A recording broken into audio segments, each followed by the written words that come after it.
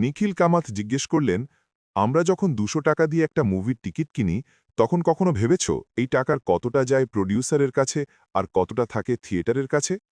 অজয় বিজলি উত্তর দিলেন, শুরুতে হিসাবটা সিম্পল, প্রায় 50-50 ভাগ হয়। নিখিল প্রশ্ন করলেন, সবসময়ই এমন থাকে?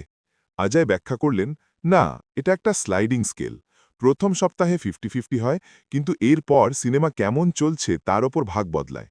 যদি সিনেমা ভালো চলে, প্রডিউসার একটু বেশি পায়, আর না চললে থিয়েটার বেশি পায়।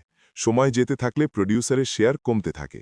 নিখিল জানতে চাইলেন, মানে সময় যত যায় থিয়েটারের অ্যাডভান্টেজ বাড়ে? অজয় বললেন, এক্স্যাক্টলি। নিখিল আবার জিজ্ঞেস করলেন, কিন্তু একটা জিনিস, টিকিটই কি থিয়েটারের মেইন ইনকাম? অজয়ের মতে, না, ইন্টারেস্টিং পার্ট হল টিকিট শুধু একটা অংশ, আসল টাকা আসে ফুড, বেভারেজেস আর অ্যাডভার্টাইজিং থেকে। নিখিল কামাত জানতে চাইলেন, ওটিটি আসার পর থিয়েটার বিজনেস কি কমে যাচ্ছে? অজয় বললেন, আগে ওটিটি আর থিয়েটার একে অপরকে হেল্প করত। এখনও থিয়েটার খুব ইম্পর্ট্যান্ট। মুভি প্রথমে থিয়েটারে আসে, তারপর ওটিটি, তারপর টিভি। নিখিল প্রশ্ন করলেন, মানে থিয়েটার এখনও খুব ইম্পর্ট্যান্ট? অজয় বললেন, অবশ্যই। থিয়েটার শুধু রেভিনিউ না, এটা একটা মার্কেটিং ইঞ্জিন। এখান থেকেই হাইপ তৈরি হয়। নিখিল বললেন, মানে সিনেমা হল শুধু মুভি দেখার জায়গা না? অজয়ের মতে, এটা পুরো একটা বিজনেস ইকোসিস্টেম, যেখানে থিয়েটার, ওটিটি আর টিভি সব একসাথে কাজ করে।